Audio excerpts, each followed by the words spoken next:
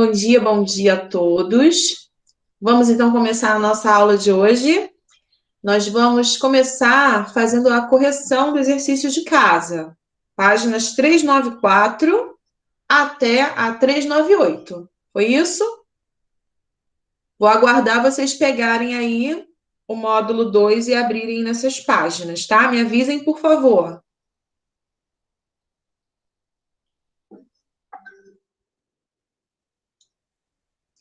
Podemos começar? 7.1?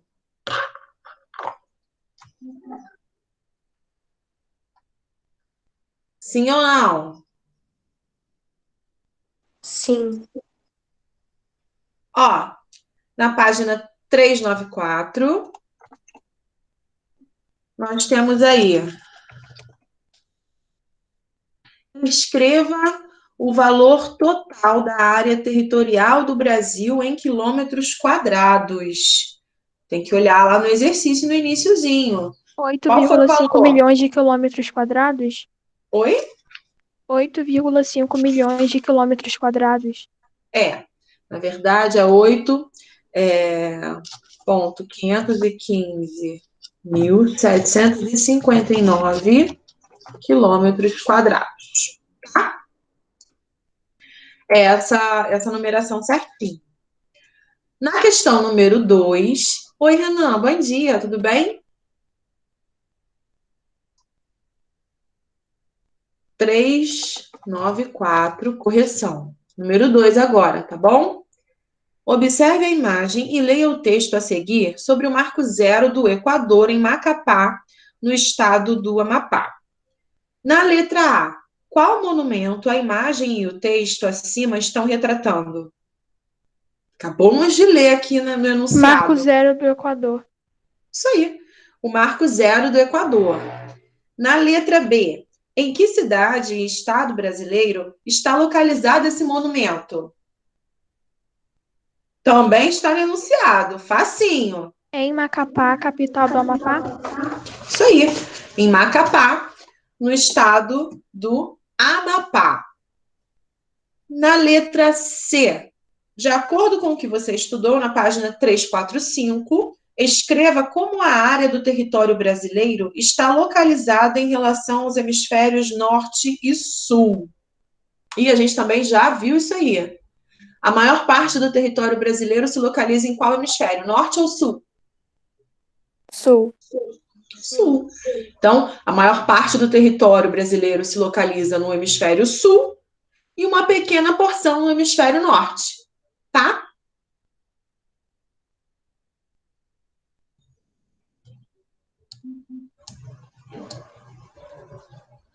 Alguma dúvida? Deixa eu colocar aqui para Renan a resposta da letra A. Tá aí, Renan, é essa numeração aí. Mais de 8 milhões de quilômetros, tá bom? Então, O na número letra 2, C, tia? número 1. O número 1 eu já coloquei. Ah, tá. Na letra A, Marco Zero do Equador. Tá. Na letra Obrigado. C, então, vocês vão colocar que a maior parte do território brasileiro se localiza no hemisfério sul e uma pequena porção no hemisfério norte. Beleza? Seguindo, então, página 395. Aí vocês vão pintar, tá? Pintar o mapa do Brasil seguindo as orientações abaixo. Depois responda as questões. Pinte de vermelho o estado que faz fronteira com a Guiana Francesa. Qual é o estado brasileiro que faz fronteira com a Guiana Francesa? Olhem aí no mapa. Pedro, Fabiola. Pedro, Pedro Lucas, responde aí para mim. Qual é o estado que faz fronteira com a Guiana Francesa? Olha aí no mapa. O estado que faz divisa com a Guiana Francesa é o Amapá? Amapá. Aí vocês vão pintar de vermelho o Amapá. Fabiola. Eu não sabia qual era o nome, tia. Tá todo mundo querendo responder e tá falando, gente, qual é o estado brasileiro que tem a sigla AP? Amapá. É. Agora pinte de verde os estados que fazem fronteira com a Guiana. Fala, Renan, quais são os estados que fazem fronteira com a Guiana? Roraima, E Paraná? E Ou Pará? Pará. Paraná Tá. fica lá no sul. PA é Pará. Então, vai pintar de verde RR e PA. Pinte de roxo o estado que faz fronteira com a Colômbia. Fala, Yasmin. Fabiola, Oi. bom dia. Eu cheguei agora e eu posso saber em que página vocês estão? 395, meu amor. Tá bom, obrigada. Você pode, eu vou esperar, você pode, é módulo 2, página 395, número 3. Aí você dá uma olhadinha aí e responde para mim. Qual é o estado Tá que bom, faz tá bom. fronteira com a Colômbia?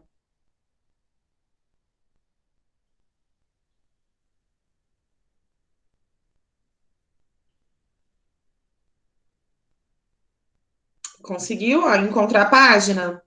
É o módulo 3? Não, 2. Tá. Enquanto isso, deixa eu ver, eu te pergunto outra coisa depois. Vamos pular aqui. Ana Bárbara, qual é o estado brasileiro que faz fronteira com a Colômbia? Acho que é Amazônia, né? Amazonas, tá bom? Amazonas. Então, vocês vão pintar o Amazonas de roxo, AM. Agora, os estados que fazem fronteira com a Bolívia. José, você pode responder para mim? Quais são os estados que fazem fronteira com a Bolívia? Dá uma olhadinha aí no mapa.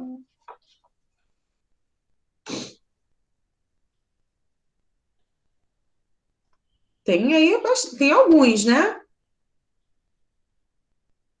São, são 4. Quais são os estados que fazem fronteira com a Bolívia? José, tá aí? Tio, entrei Ou não agora. está? Fabiola, Tio, já entrei achei a agora. página já. Eu tô, Tá, tô botando na página agora, um segundinho. Aí eu tá. te respondo. É rapidinho. Página 395. Pode falar, tia? Pode falar, Rafael. Olha, eu vou falar as siglas, que eu esqueci os nomes. ACROMTMS. Acre, AC, RO, qual é? Rondônia. Depois, MT, Mato Mato Grosso. Grosso. E Só o MS, último que eu sabia. Mato Grosso do Sul. Mato Grosso do Sul. Então, vocês vão pintar de laranja esses 4 estados aí, tá? De acordo com a legenda. Agora, os estados que fazem fronteira com a Argentina. Fala, Yasmin. Com a Argentina, Rio Grande do Sul. Qual é essa outra aí? É Cetia. Santa Santa Catarina. Catarina. Santa Catarina e Paraná? E Paraná, isso aí. Então, vocês vão pintar de marrom os 3 estados da região sul: RS, SC e PR. E, por último, pinte de amarelo os demais estados brasileiros e também o Distrito Federal. Não tem como responder. Vocês vão pintar o que sobrou, vocês vão pintar de amarelo. Tá certo? Na letra A, quantos estados brasileiros fazem fronteira com os países da América do Sul? Vai aí, José, você pode responder essa agora? Posso, tia? Eu só ver aqui, um segundinho. Facinho, hein? Quantos estados?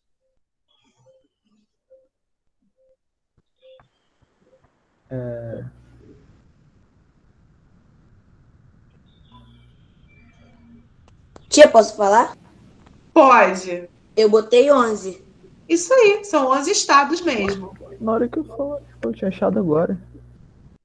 Na letra B, o estado onde você mora faz fronteira com algum país? Não. Não, tem nem o que falar. A gente não faz fronteira, nós só estamos aqui do lado aqui do Oceano Atlântico, então não temos o que responder nessa. Página 396. Insira na tabela o valor, abaixo, o valor da extensão de cada uma das vias de transporte no Brasil, de acordo com os dados da página 362. Então, deixa eu dar uma olhadinha rapidinho aqui na página 362. Ah, facinho. Rodovias asfaltadas, qual é a extensão? É só vocês copiarem aqui, nós temos aqui uma tabelinha em cima na página 362 e copiar os dados. Rodovias asfaltadas, quantos quilômetros nós temos? Que página? 213 mil quilômetros. 213 mil quilômetros. Vocês vão olhar a tabela que se encontra na página 362 e copiar os dados para essa tabela aqui. Ferrovias, quantos quilômetros? 28 mil quilômetros. Exato. Hidrovias e trechos navegáveis? 41 mil quilômetros. Perfeito. Na questão 5, é uma resposta pessoal. Então, cada um vai desenhar, né, e vai falar aqui e criar uma legenda para o seu desenho. Então, cada um vai fazer o seu, tá? Página 397. Cite 2 exemplos da interdependência entre o espaço rural e o urbano. Renan, você pode responder essa para mim?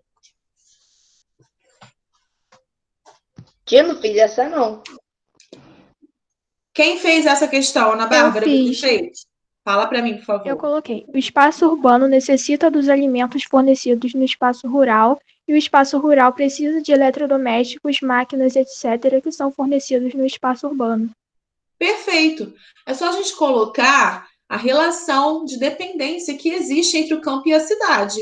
Nós, aqui na cidade, precisamos dos alimentos fornecidos pela área rural. E a área rural necessita de maquinários, necessita também de serviços, né, como hospitais, por exemplo, que estão nas cidades. É só vocês pegarem 2 exemplos e colocarem aí, tá bom? Alguma dúvida? Não? Então vamos continuar. Na questão 7, observe a imagem e assinale as alternativas corretas sobre elas, tá? Então nós temos aqui uma máquina, né, fazendo a colheita do milho no Paraná. Aí a primeira frase: o uso de colheitadeiras é um exemplo de modernização do espaço rural brasileiro. Tem a ver com essa imagem aqui, tá certo? Ou não tem nada a ver?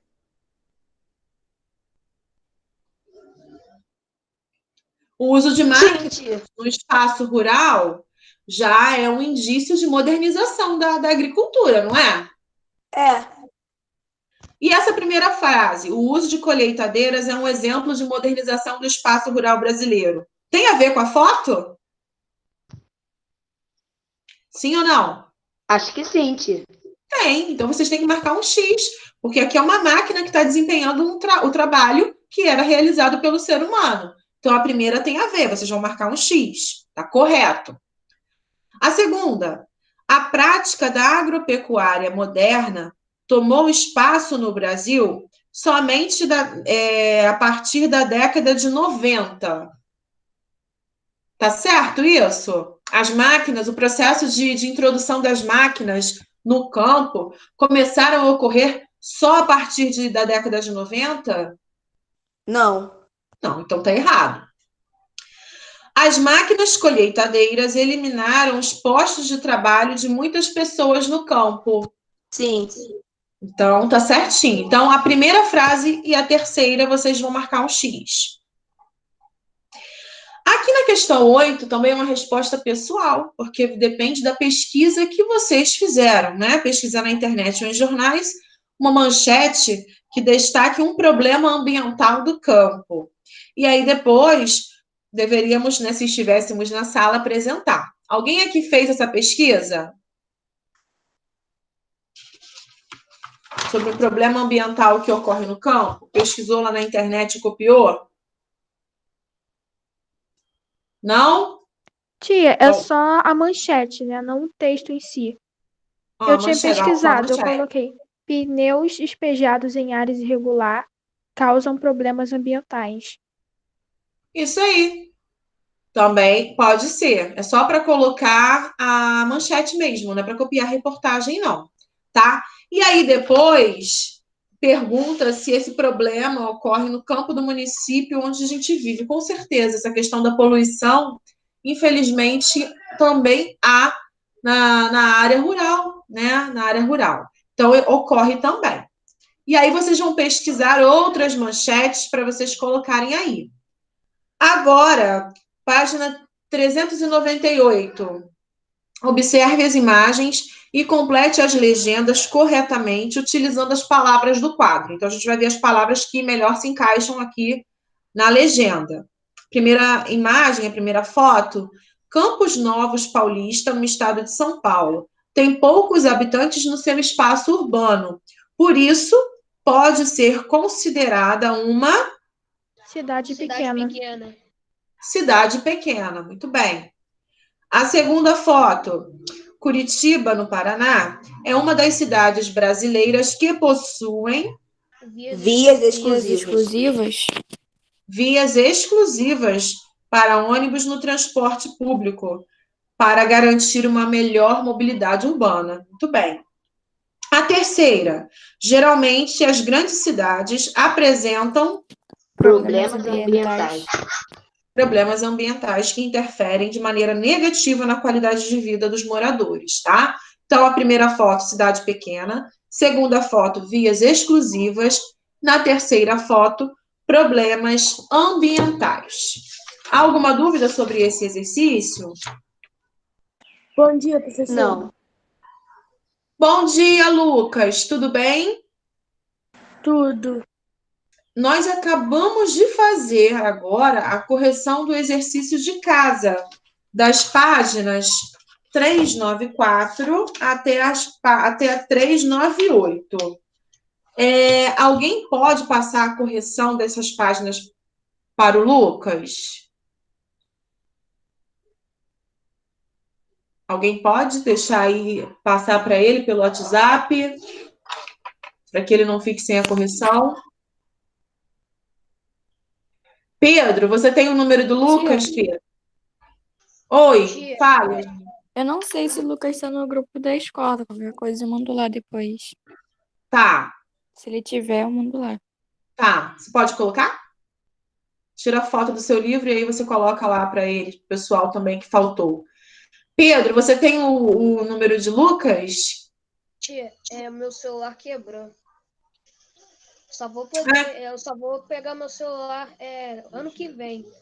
Caramba, nossa! Lucas, você não tá no grupo da escola, meu amor? Não. Então você tem que passar o seu telefone para alguém da turma para você ser incluído no grupo, porque aí você também vai ficar sabendo das coisas. Tio, eu acho que Pedro Lucas tem um dele. Então, mas ele acabou de falar que o telefone dele tá ruim. Ah, tá. Para você não ficar sem acompanhar a correção, tá bom? Eu agora vou continuar o assunto que nós paramos na semana passada. Vocês lembram do que a gente estava falando na semana passada? Do assunto que nós estávamos vendo em geografia? Não lembro não, tia. Não lembro, tia. Jesus, só se passou uma semana, Sobre alguns gente. ambientes? Sobre os ambientes. A gente estava falando sobre as formações vegetais no Brasil. Deixa eu compartilhar minha tela com vocês. Nós estávamos falando sobre a diversidade de paisagens que existem no Brasil, né? Falamos aqui de maneira mais generalizada, né? Mostrando aqui esse mapa com as diferentes formas de vegetação que existem e começamos a falar mais especificamente sobre algumas delas. Na semana passada, lembro que conversamos sobre a floresta amazônica, nós falamos sobre as características da maior floresta equatorial do mundo, nós vimos que essa floresta ela é muito rica em fauna, em flora, por isso desperta o interesse de muitas pessoas nas suas riquezas naturais. E falamos também um pouquinho sobre a dificuldade do nosso governo em resguardar esse território, visto que é uma floresta muito densa, de mata fechada. Quando eu falo floresta densa, é uma mata fechada, que a gente não consegue ver, olha só, quem é que está andando aqui no interior dessa floresta, porque as árvores, elas são muito juntinhas. Então, isso acaba atrapalhando essa questão da segurança mesmo, né, do monitoramento para evitar a extração ilegal dos seus recursos, para evitar o desmatamento que ocorre em larga escala. Então, na Amazônia, atualmente, nós temos a atuação de madeireiros ilegais, né, que fazem a extração ilegal da madeira da floresta amazônica. A gente tem também o crescimento do desmatamento por conta do crescimento das fronteiras agrícolas, que são aquelas áreas que estão sendo, áreas que eram áreas de floresta, que estão sendo substituídas para o cultivo agrícola. E a gente viu também que o solo da Amazônia, ele é muito frágil, não é um solo extremamente fértil e rico. Por isso que as árvores, né, elas servem como protetores do solo. Por isso que a mata ela é muito fechada. A gente sabe que é uma região muito úmida, porque é um clima muito quente e muito úmido, onde recebe uma grande quantidade de chuva, e essa floresta densa acaba protegendo o solo da Amazônia, que não é tão rico assim em recursos, vamos dizer assim, em nutrientes. E aí, à medida em que a gente deixa esse solo exposto à ação dos ventos, à ação da chuva principalmente, ocorrem alguns fenômenos, como a lavagem dos solos, e acabam tirando esses nutrientes. Existem algumas áreas da floresta amazônica que já estão se transformando em desertos. Por quê? Porque já foi retirada a cobertura vegetal, a área ficou exposta durante muito tempo aos agentes erosivos, e hoje você pode tentar plantar qualquer coisa que não dá, não cresce, porque o solo perdeu todos os seus nutrientes. E nós precisamos preservar essa floresta. A gente conversou aqui, porque ela é importante não só por conta da quantidade, da biodiversidade de fauna e flora, mas também por conta do clima. Sem a floresta amazônica, todo o território brasileiro ele vai ter seus climas, né, nas suas regiões alterados, né? Porque nós temos aí o fenômeno do que a gente chama dos rios voadores. Eu expliquei isso também na semana passada. Os rios voadores são aquelas grandes quantidades de vapor de água que se originam na região da floresta amazônica, né? Por conta daquele processo do ciclo hidrológico que a gente já conhece, que é o processo de renovação das águas, e que pela atuação dos ventos que nós temos aqui no Brasil, esse vapor de água, ele percorre para outras regiões, promovendo chuva nos lugares para evitar aí o clima mais seco e quente. Então, se a gente tira toda essa cobertura vegetal, a gente vai estar impactando também num clima mais seco para o nosso Brasil, né?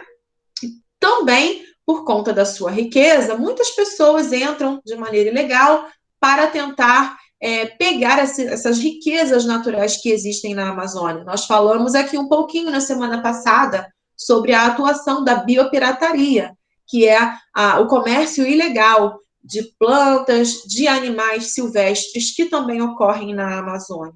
Então, daí a importância da gente falar, da gente preservar e de evitar também as queimadas na região, né? Não tem como a gente falar que ocorre a queimada natural numa região que é muito úmida. É um clima sempre muito úmido, propenso à chuva.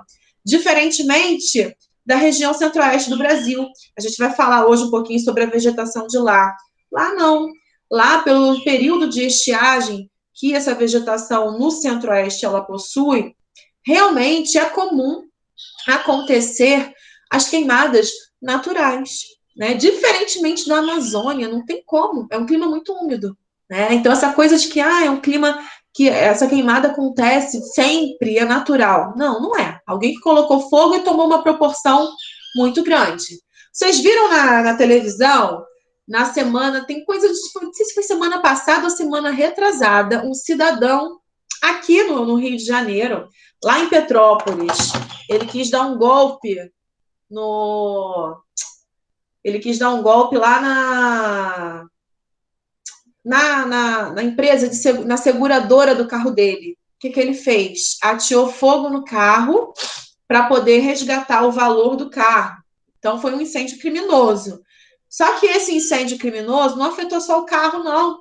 Porque ele abandonou o carro numa área de mata, de floresta, tá? Da área de floresta da Mata Atlântica. O que aconteceu? Esse caso na TV, tia? Hã? Eu acho que esse caso passou na TV.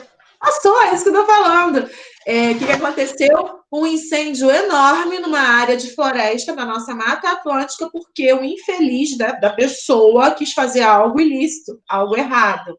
Então, as pessoas não têm essa noção. O que falta no Brasil são leis mais rígidas, uma punição mais severa. Porque se fosse em um outro país desenvolvido, onde as leis elas são mais firmes, mais rígidas, e as leis valem mesmo, né? Não, isso não aconteceria. Então, por que acontecem muitas essas queimadas? Por que acontece? Porque as leis no Brasil também a penalidade é muito branda. O Código Penal daqui, ele é muito antigo, obsoleto. Precisa ter uma reformulação disso, né? E fazer valer a lei, né? E não, porque a pessoa tem dinheiro e ela pode encontrar uma brechinha na lei, não. A lei tem que ser igual para todos, independente de classe social.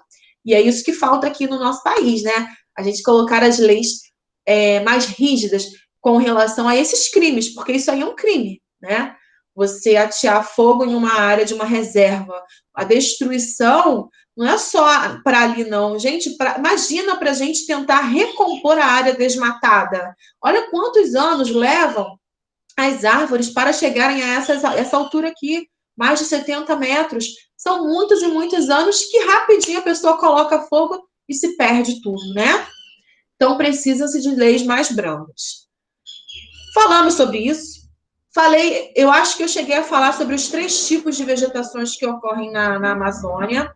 Essa floresta, ela se subdivide em 3 tipos de vegetações. Nós temos na floresta amazônica a mata de terra firme, que é aquela área da floresta amazônica que nunca vai sofrer com a cheia dos rios.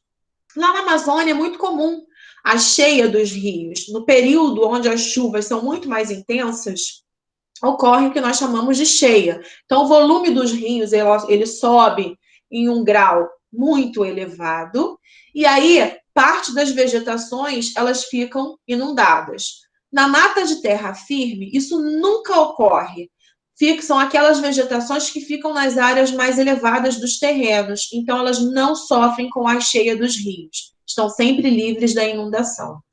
Mata de várzea são aquelas vegetações que ficam próximas aos rios e que com a cheia desses rios, elas ficarão inundadas, tá? Então são as matas de várzea.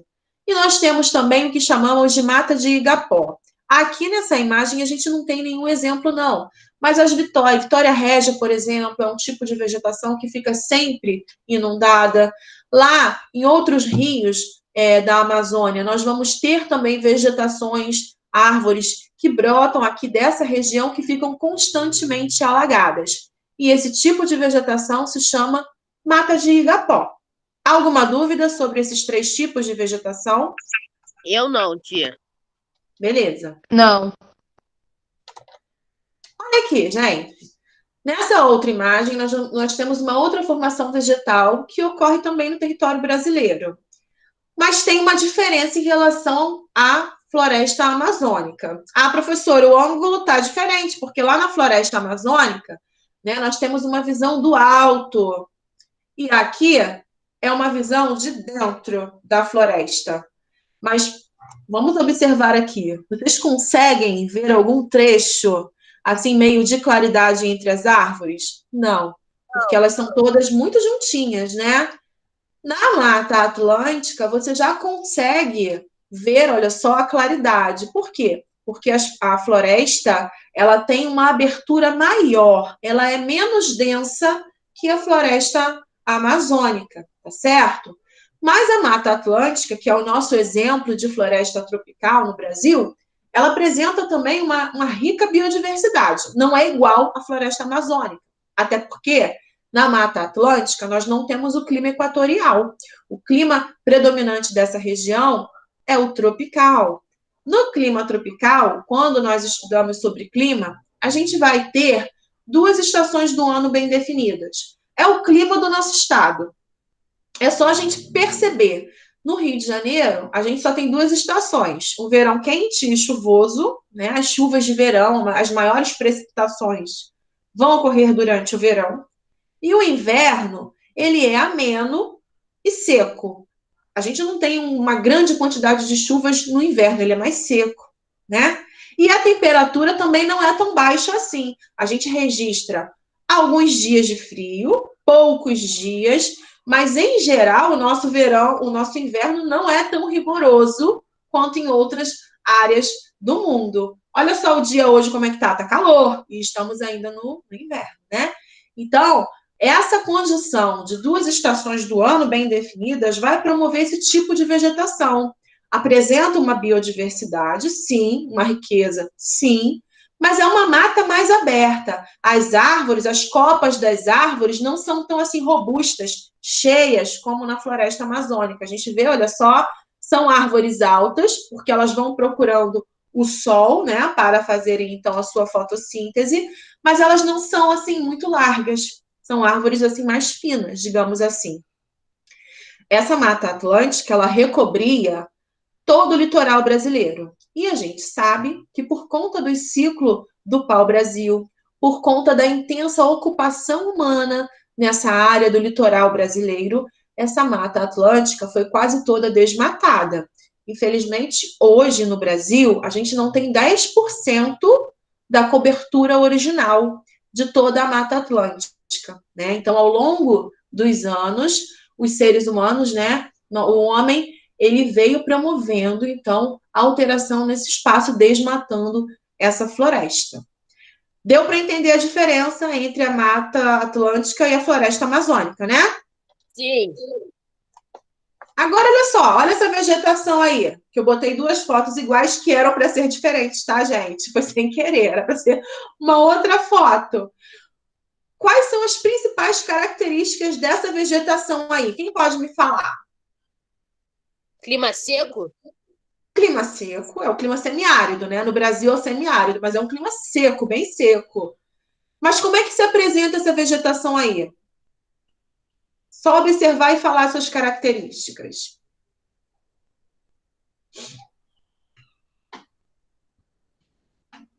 Pedro, Lucas, você pode me ajudar?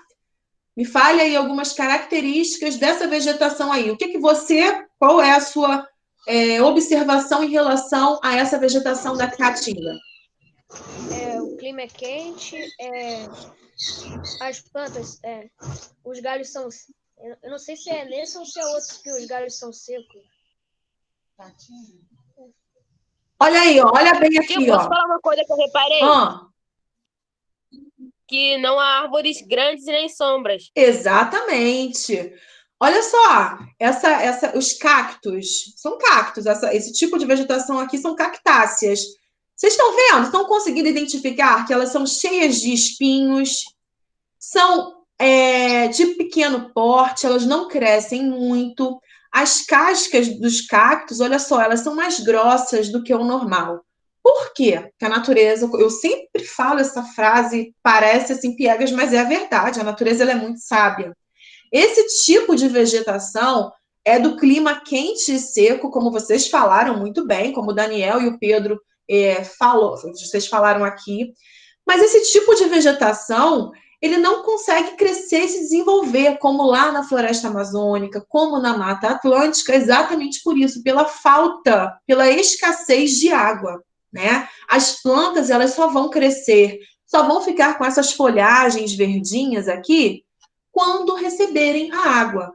No período de estiagem, quando eles ficam muito tempo sem receber água, essa paisagem toda muda completamente. Essas arvorezinhas que ainda têm algumas folhagens verdes ficam extremamente secas. Secas igual a essa daqui que está aqui na foto, por conta da falta de água. E aí, a vegetação, ela vai apresentar cascas grossas. Para quê? Para evitar a transpiração. Ora, a planta já recebe pouca água, coitada. Ela precisa da água para sobreviver, né? Para se desenvolver. Mas é nesse ambiente que ela está, ela já recebe pouca água. Então, ela precisa encontrar um meio de evitar a transpiração. Que vocês lembram que as plantas, quando aquecidas pelo sol, elas, além de realizarem a fotossíntese, elas também transpiram e emanam o vapor de água para a atmosfera, para aquele ciclo hidrológico que a gente conhece, né? As plantas também contribuem. Bom, se ela recebe pouca água, coitada, ainda vai perder mais água do pouco que ela recebe, então a natureza encontrou um meio dela perder menos água em relação às outras plantas. Que meio foi esse? Produzindo, então, cascas mais grossas que evitam a transpiração. Esses espinhos aqui dos cactos também servem para isso, para proteger e evitar também a transpiração dessa planta. Geralmente, as plantas desse ambiente da caatinga, elas apresentam raízes muito profundas, mais profundas do que aquelas árvores lá da Amazônia, do que as árvores da Mata Atlântica. Para quê? Bom, a planta é esperta. Ela não pode crescer, se desenvolver muito aqui na superfície, mas embaixo ela pode. Para que isso? Se tiver algum lençol freático que passe... Para absorver mais nutrientes? Nutrientes e água também. Porque se tiver algum lençol freático próximo a essa região aí, ela vai tentar captar a água desse lençol para ela poder sobreviver, né? Então, ela vai se adequando aos meios. Automaticamente, essa planta ela não pode ser tão frondosa, tão densa quanto as outras árvores, porque ela, coitada, não recebe uma grande quantidade de água. Então, ela só vai se desenvolver no período que recebe essa água, beleza? Então, a caatinga, esse tipo de vegetação ocorre especificamente no sertão nordestino, que é onde nós temos a ocorrência do clima semiárido, somente nessa região, tá? Agora, olha só, nós vamos falar um pouquinho do cerrado. O cerrado, ele tem uma região aí de ocorrência específica, que é a região centro-oeste brasileira. Tem alguma diferença em relação à caatinga, não tem? Tem. Sim. Como é que... Me falem as características dessas árvores que vocês estão vendo aí. Tem poucas folhas. Não são tão grandes. Troncos retorcidos. Troncos retorcidos, não são tão grandes. Bom, não é igual à caatinga, mas ela tem algumas características também de um clima que é mais quente, né? Porque se não fosse assim, elas seriam bem altas, como na Mata Atlântica, como na floresta amazônica, mas não. No Cerrado brasileiro. De água, tia? Oi? O cerrado também tem escassez de água?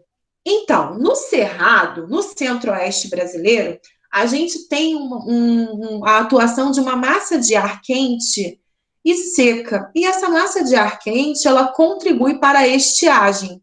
Então, no Cerrado, apesar de ter um clima tropical, que a gente sabe que tem 2 estações do ano bem definidas, lá no Cerrado brasileiro a gente também passa por um período de estiagem.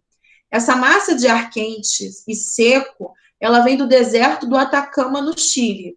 O deserto do Atacama, no Chile, é o deserto assim mais seco do mundo. É mais seco que o deserto do Saara. Já ficou aí, durante aí, há muitos anos atrás, a ficar sem registrar mais de 100 anos, sem registrar uma chuva. Estou falando há muito tempo atrás, tá, gente? Não é de alguns anos, não, há muito tempo. Então, é um lugar muito seco. Essa massa de ar, automaticamente formada nessa região seca, quando ela vai migrar pela ação dos ventos para os outros lugares, ela vai levar consigo essa característica, que é a temperatura elevada e também essa pouca umidade, essa seca. E consegue chegar aqui na região centro-oeste brasileira. E aí, por conta disso, nós vamos apresentar essas vegetações. Os galhos são tortos. Lá na Caatinga, a gente não tem esses galhos muito tortuosos, não, igual aqui. Aqui é mais. Por quê? Porque nessa região do Cerrado, as plantas recebem mais água do que lá na Caatinga. Então, elas só vão crescer no período quando elas recebem água. Por isso que elas crescem de maneira torta. Lá na floresta amazônica, os galhos, né, os troncos são sempre retinhos, porque estão sempre recebendo água. Aqui não. Aqui a árvore só cresce quando recebe essa água. E como o Daniel falou, não são árvores grandes, são árvores de médio porte, né? Nem é de pequeno, é de médio porte, por conta também dessa estiagem de água. E não há uma grande diversidade de espécies. São árvores, olha só, que tem um espaço, né, bom entre elas. São árvores espaçadas, justamente por conta do clima ao qual elas são condicionadas.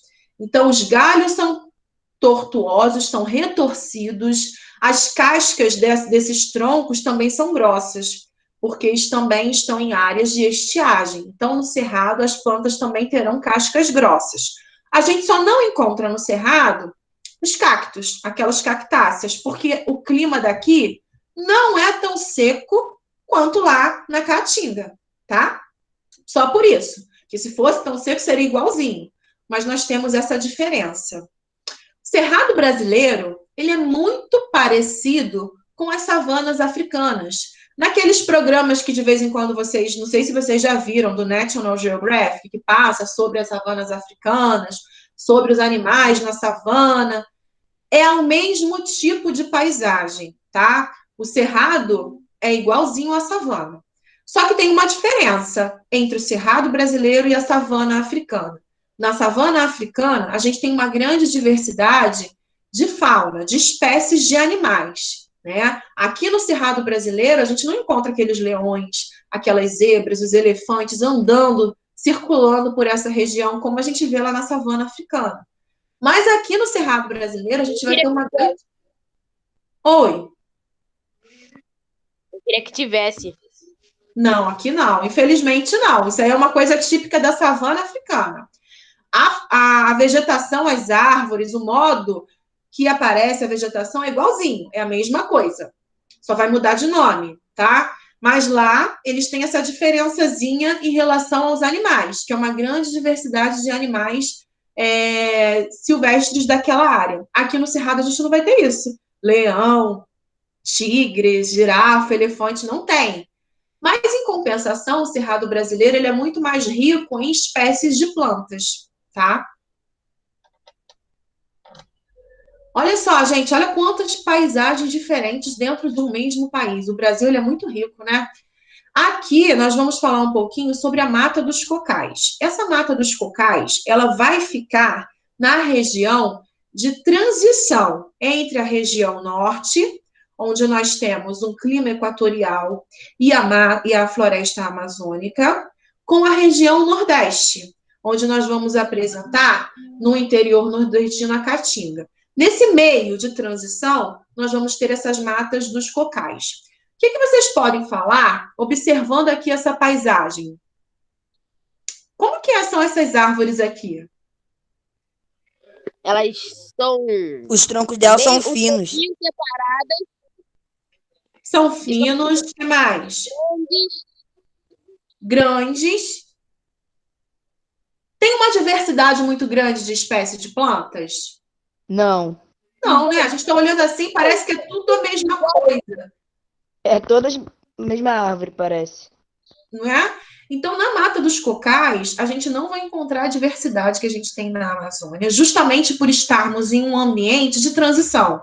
Eu estou saindo de um lugar onde eu tenho muita umidade, muita chuva e temperatura elevada, estou indo em direção para um lugar onde a temperatura é muito quente e o clima é muito seco, com pouca água. E aí a vegetação é essa daqui, formadas principalmente por palmeiras, isso aqui é palmeira, tá? Por babaçu. Essa área aqui dessa vegetação de matas dos cocais serão utilizadas pelo extrativismo vegetal. Então, aquelas empresas de cosméticos, não vou fazer propaganda das empresas aqui, mas vocês sabem que as empresas utilizam esses materiais, né, dessas plantas para a produção aí dos cremes, de todos esses produtos. Eu já passei por aí. Por essa região aqui? Que legal! Quando fui viajar para o casamento da minha prima. Ah, é? Você foi aonde? Eu não sei se é o mesmo lugar, mas eu sei que a vegetação é bem parecida. Lá no mesmo lugar, mas é bem parecida a vegetação lá. Então, é uma área de transição, mais ou menos por essa região realmente da Mata dos Cocais, né? Olhando de cima, é tudo igualzinho, tem um espaço entre elas não são tão frondosas, e por conta disso, porque elas estão num ambiente de transição, tá? Agora, olha só, isso aí é uma paisagem totalmente diferente. O que vocês podem me falar sobre essa paisagem aí dos campos? Não há muitas árvores. Tem As poucas árvores árvores. são fechadas. As árvores, o que, Daniel? São fechadas, meio fechadas. Bom, nós temos pouquíssimas árvores, nós temos uma grande área formada, olha só, por gramíneas. Gramíneas é um nome bonitinho para as gramas que a gente conhece, né? Ué, Então, então, é fácil falar grama? pois é, mas tem um nome mais bonitinho, o nome científico, gramíneas. É uma área formada por gramíneas. Árvores, quando elas ocorrem, são árvores assim de médio e pequeno porte e predominam toda a parte da região sul do Brasil, mais especificamente no Rio Grande do Sul. Tá certo? Gente, olha só um minutinho, deixa eu só fechar aqui a minha porta, porque tá chegando aquele carro que vende as coisas, só um minutinho, tá? O carro do ovo, né, tia? Olha, tá. Não, eu não sei o que é doce, não sei o que é, não. Laranja, tia, laranja. Deve ser. Tá gritando aqui. Vamos continuar, então. Voltando aqui. Nós temos, então, aqui o que ocorre na região sul do Brasil. Na região sul do Brasil, é aquela cortada pelo Trópico de Capricórnio, que fica um pouco mais distante da linha do Equador. Então, eu sei que o clima na região sul é diferente da região norte, da região nordeste, né, centro-oeste e sudeste. É um clima mais ameno. Por isso que ali na região é um clima subtropical. No clima subtropical, a gente não tem como encontrar uma vegetação tão frondosa, tão densa, quanto na floresta amazônica. Por quê?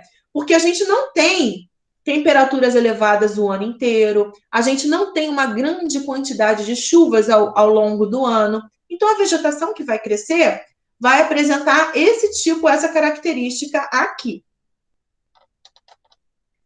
Essa daqui, ó, vegetação litorânea, ocorre no nosso litoral brasileiro, por toda a área litorânea do Brasil, né? No Rio de Janeiro. As árvores parece até do manguezal.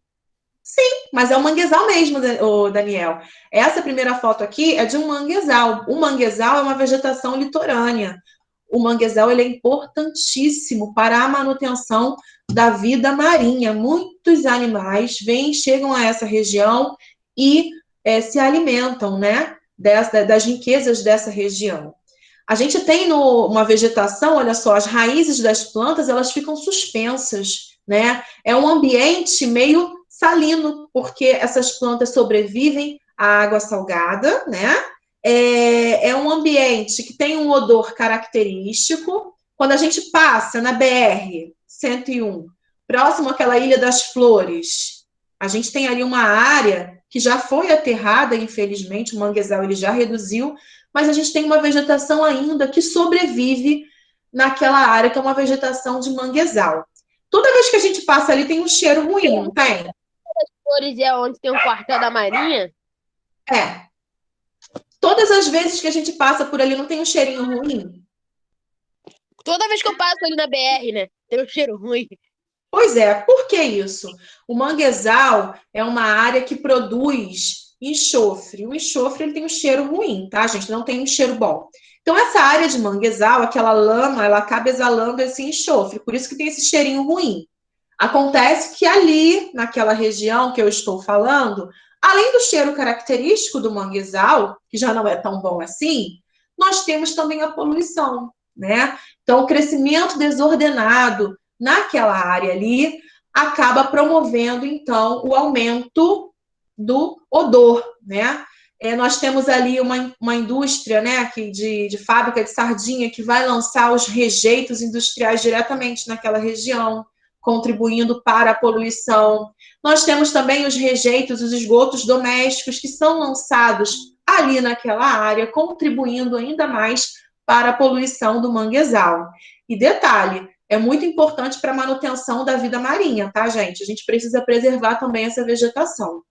Além do manguezal, né, que a gente conhece melhor, porque é uma realidade nossa, nós temos outros tipos de vegetações litorâneas. Gente, olha isso, um lugar paradisíaco. Que vontade de estar ali nessa praia agora. Eu não, vai que cai uma aranha ali. Ali deve ter um monte de aranha, tia. Mas eu ia estar aqui na água. Eu nem Tá pensei na aranha, gente. Nem pensei nos bichos que podem ter aí nessa região. É uma vegetação litorânea também. Geralmente na região Nordeste, a gente tem a ocorrência desse tipo de vegetação aqui nas praias. Agora, olha só, gente. Uma outra formação vegetal. Olha quão diverso é a vegetação no Brasil, né? A diversidade de paisagens que nós já vimos hoje. Essa daqui recebe o nome de mata de araucária. A mata de araucária, ela tem um predomínio no Paraná, região de clima subtropical. Mas ela ocorre também em algumas áreas de altitude. Por exemplo, Campos do Jordão, a gente também consegue encontrar essas araucárias. Vocês podem me falar aí algumas características dessa mata? Como é que é o tipo da árvore? Árvores bem São grandes. muito grandes. Altas. Como é que são os E galhos parece que dela? elas se juntam com o galho. É. Os galhos, as formações, elas não crescem como as outras frondosas, elas vão crescendo, parece que para cima, né? Vocês estão percebendo? Sim, tia, parece que elas abraçam umas às outras ali com os galhos. Exatamente. Então, é um tipo de vegetação homogêneo, porque se vocês olharem aqui, ó, parece realmente o que você falou, Daniel, que uma está encostando e abraçando a outra. É um tipo de vegetação homogênea. Quando eu falo que é homogênea, é porque a maior parte da floresta ela é formada por um único tipo de árvore, que no caso é a araucária. Também é conhecido como pinheiro do Paraná, porque é típico lá do Paraná, dessa região desse estado, tá certo?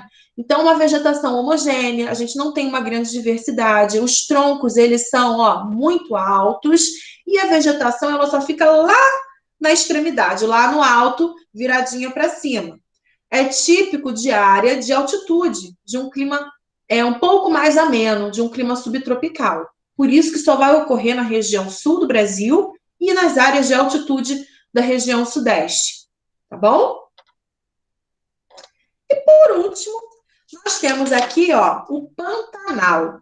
Gente, o Pantanal, ele vai ficar no Mato Grosso do Sul do Brasil e é a maior planície alagável do planeta. Alagável por quê? Porque no período onde ocorre aí um maior número de chuvas, né, uma grande pluviosidade, essas planícies, essas áreas ficam inundadas, literalmente inundadas. Sempre passa na televisão, no período de cheia do Pantanal, alguns pecuaristas trocando o gado, né, o gado de lugar, porque eles ficam em uma área mais baixa e que com a cheia do Pantanal essa área fica alagada. E muitas vezes o boi, coitado, passa e assim, alaga, e é uma profundidade muito considerável, tá? Porque o bichinho atravessa o lugar, só aparece a cabecinha dele, assim, ó, o resto do corpo do boi todinho está inundado embaixo da água por conta dessa cheia. Então é um ambiente... Não tem jacaré não, tia, para matar o boi? Quê? Não tem jacaré para matar o boi, não? Tem jacaré nessa área, mas eles têm que se arriscar, porque se eles deixarem o boi nessa área, ele vai morrer afogado. Então ele é obrigado a atravessar, coitadinho do boi. Então essas áreas aqui ficam totalmente inundadas, mais ou menos assim, e eles têm que migrar, né, o rebanho para um lugar mais alto, mais seguro, né? Senão o bichinho vai morrer afogado. Mas existe mesmo, existe jacaré, sim. Tem que correr o risco. Você vai ficar lá para morrer afogado? Não vai, né? Então tem que migrar. Pô, vai dando uma bocada de jacaré, tia. Olha só, se você ficar no lugar, você corre o risco de morrer afogado e ainda ser abocanhado pelo jacaré. Então é melhor você migrar para tentar sair. Tia, aí tem muito jacaré, também já fui aí. É a Ilha da Morte. Vai morrer, mas vai morrer tentando. Não é? Eu vou ficar lá esperando acontecer. Eu não, sai fora antes. Estou fora. E também a mordida do jacaré é a mais forte de todas. Que Vou morrer de a qualquer Aline jeito. falou. Eu pensei que fosse crocodilo, né não? É, do crocodilo, É tô errado. crocodilo, José. Ah, tá. Mas o do jacaré também é forte, de qualquer jeito. É porque o crocodilo é bem maior, né? Bom, então aqui nós vamos ter aí uma grande biodiversidade também de espécies de plantas, de animais típicos que só existem aqui nesse Pantanal. O Pantanal, gente, ele é um patrimônio da biosfera, mundial da biosfera, tá? Ele tem que ser preservado. Existem órgãos que cuidam para a sua preservação. Mas que, infelizmente, assim como no Cerrado, existem certos períodos de queimadas naturais, na época da estiagem no Pantanal isso também ocorre. Essa semana mesmo estava passando na televisão, no telejornal, sobre uma queimada natural na região do Pantanal. Né? Então, além de sofrerem com o desmatamento, a ocupação aí de atividades agrícolas. Tem alguém com o microfone ligado? Dá para desligar para mim, por favor? Obrigada. Então, além dessa região sofrer com a atuação do ser humano tentando destruir, né, tentando desmatar essa área para o crescimento de atividades agrícolas, você ainda tem no Pantanal e no Cerrado a questão das queimadas naturais, porque quando eles ficam sobre a estiagem, a vegetação acaba pegando fogo sozinha, porque fica muito tempo seco e quando vai batendo o vento, né, e sendo aquecido pelo sol, essa vegetação acaba queimando naturalmente, infelizmente. Mas o Pantanal, ele é uma área, então, de preservação ambiental e que deve ser preservada por conta de todas as suas riquezas únicas nessa região, em todo lugar do planeta. Nós só temos essa imensa planície alagável aqui no Brasil, só existe aqui. Então, a gente precisa preservar, né, muita riqueza. Sendo que estamos falando aqui um pouquinho das destruições, a gente já viu que o ser humano ele não contribui muito, né? De maneira tão efetiva assim para a preservação, né? Então a gente já viu que no Pantanal, no Cerrado, na nossa floresta amazônica, na nossa Mata Atlântica, ao longo dos anos, o ser humano ele vem provocando interferências, vem provocando modificações desastrosas, na maioria das vezes, infelizmente, para estes tipos de vegetação. Então, por isso que é importante que a gente possa preservar. Não é pensar só no agora, é pensar nas gerações futuras. Então, a gente precisa associar o desenvolvimento econômico, ou seja, o desenvolvimento de atividades econômicas no país, com o desenvolvimento sustentável, né? Existem pessoas que buscam isso aí. Lembram quando a gente falou sobre a Irmã Dorothy, quando a gente falou lá atrás sobre a agricultura no Brasil, e nós vimos que essa freira ela estava tentando promover um desenvolvimento sustentável na região da Amazônia? É isso aí. Você atrelar uma atividade econômica, mas também, ao mesmo tempo, promover a preservação da região que você está utilizando, para que as gerações futuras possam continuar a usufruir dessas florestas, dessas vegetações que nós temos no Brasil. Ok? Alguma dúvida?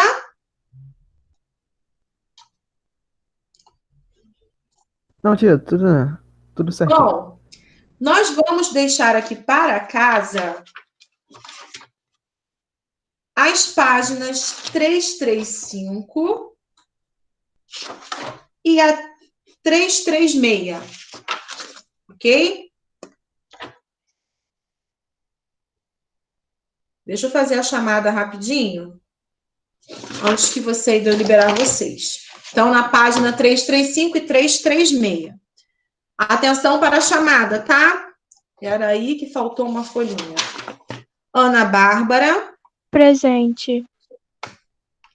Ana Clara. Aqui. Arthur. Presente. Breno, não tá, não assiste. Caroline. Presente. Daniel. Diana. Presente, tia. Aqui, tia. Meu microfone tinha bugado. Tá. Ellen. Gabriel Cabral. Aqui.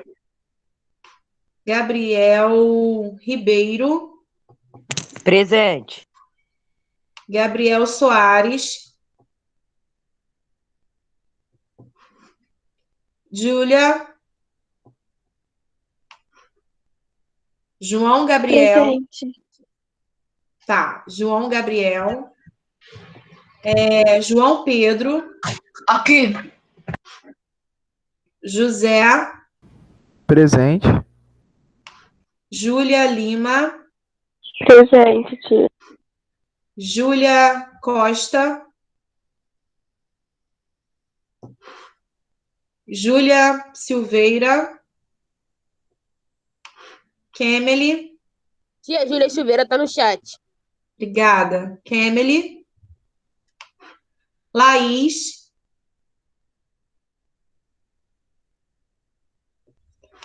Lucas Felipe. Aqui. Pedro Lucas. Presente. Pedro Vitor. Vocês não têm aula ainda depois? Vocês têm que continuar na sala, não tem que sair, não. Rafael.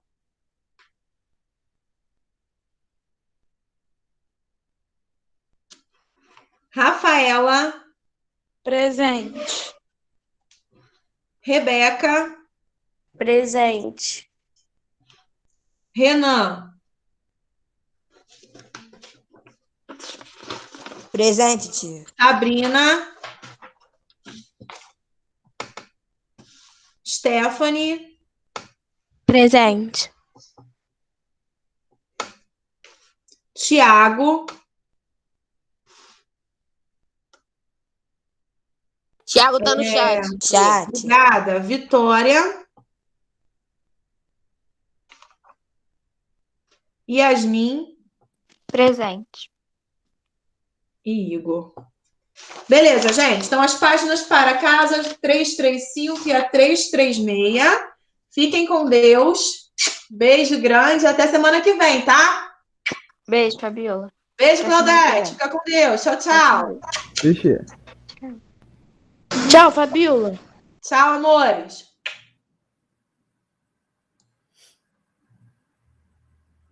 Bom dia, pessoal. Bom dia. Bom dia, Claudete. Isso. Vou aproveitar e fazer a chamada rapidinho. Ana Bárbara está aí. Presente. Ana Clara. Aqui. Breno está aí. O Arthur. Presente. Breno está aí. Daniel.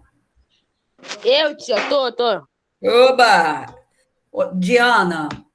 Aqui, tia. Ellen. Gabriel Cabral.